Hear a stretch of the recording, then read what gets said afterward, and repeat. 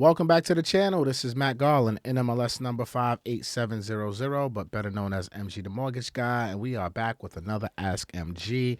Make sure you guys like, comment, share, subscribe, and make sure you hit the bell for notifications. Oh, we even got an Ask MG thing up there now, too. Oh, okay. That's what's up. Okay, there we go. Subscribe and hit the bell. Ding for notifications. Keep up, Tooks. So, we're back. Oh, let's not forget. House Economics, you already know the vibes. House Economics, go to mgbookstore.com, go pick up the book and pick up all my other books and ebooks and everything we got going on at mgbookstore.com. Shout out to Toots, who runs the store. All right, Jordana. Hello, Matthew. How are you? Alive and blessed, blessed and alive. Blessed and alive. Jordana even has her thing right there, too, on the screen that comes up, too. Yeah, Tooks, Lovely Boy Productions. Lovely Boy Productions is on his grind. So, what's the question today, Jordana? Okay, so we have a question from Justin, right? It says, when purchasing a multifamily using an FHA loan, can you use the income of the soon-to-be tenants to qualify?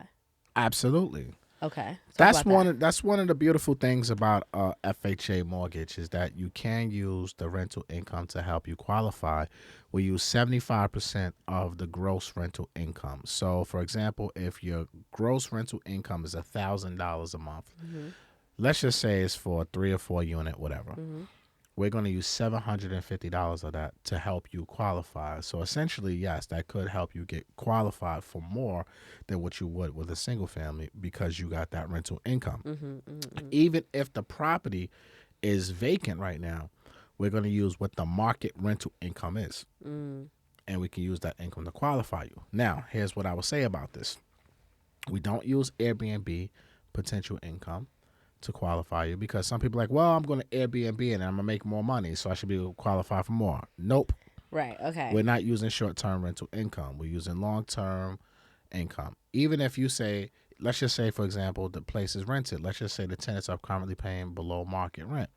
Let's just say that rent is $1,000 and it should be $1,500.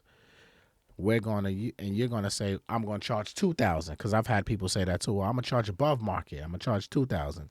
No.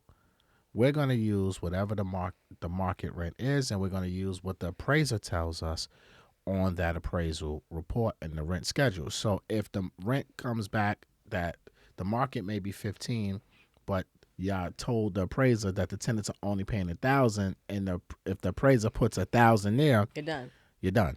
We're only going to use $1,000. So my advice is, see no evil, hear no evil, right? If you're in that position, right. But for the most part, we're going to use the income that's on that appraisal report. Okay. From the rental income. Now, we did a whole video about self-sufficiency tests with multifamilies. Maybe Tooks, you link it and you put them cards or something like that to link that video. I don't know where it's going to be, so I'm going to use both fingers right now. So watch that video, wherever it's at right there. You'll be able to watch the self-sufficiency when you're buying a 3 or 4 family because that's very important. We're not going to cover that in here. You could go watch that one. But to answer the question, yes, you can use potential rental income to help you qualify for a mortgage, for FHA mortgage, and you will get qualified for more money if you're buying a multifamily, owner-occupied multifamily house versus buying a single-family home because you have that extra rental income to help you qualify. Now, what can, I always have another question. Yes. So what can potential buyers do when they're looking for that that multifamily? Like, how are you looking at, are you looking at rentalwebsites.com? Like, how are you? Yeah, you can go Rental Meter. Okay, Rental Meter. You can go to Zillow. Shout out to our partners at Zillow. They have rental information up there as well. You can go to realtor.com. You can check out the rental comps to see what the area commands and what your bedroom, bathroom, square footage in that neighborhood should command. You can get comps from your real estate agent.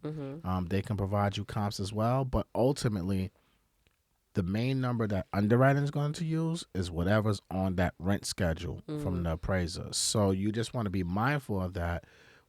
And I like to tell people use the worst case scenario, right? If you got averages anywhere between 1,000 and 1,500, don't use Use 1,500. 1,000. Use 1,250. Oh, 1250. Okay. Right? Be somewhere in the middle, so that way when you're using those comps, you know, does this work for FHA Ah, lending I see. I guidelines? see. I Can see. you qualify for this? So let's just say you use 1,500 and you at the max debt to income ratio, still with using that 1,500 gross, right? Okay. So now, all right, if you're at the max and let's just say you were banking on this deal with the 1,500 and now the appraiser comes back at 12, And you screwed. now you're screwed, Right. right? Because now you don't qualify. Now you're going to have to put more money down and you're not going to qualify at that 3.5. So I always say just use the worst case scenario, which would probably be, especially if it's a wide gap, just use the middle. Okay. So that way you make sure you covering all your bases. CYA. CYA. Right. CYA. That's what I tell you all the time. Yes, you do. That's your favorite little thing, CYA. But it's true though. Most people, they are overzealous when they're looking at rental properties, and most of them are trying to, throw ish against the wall and hope it stick. So if you are buying FHA, if you are buying a multifamily and you're looking to use an FHA loan and you need that rental income to help you qualify for that high amount, be as conservative as you can. So that way your deal doesn't blow up in underwriting, because I have seen that millions and millions of times. Deals blow up every day, B.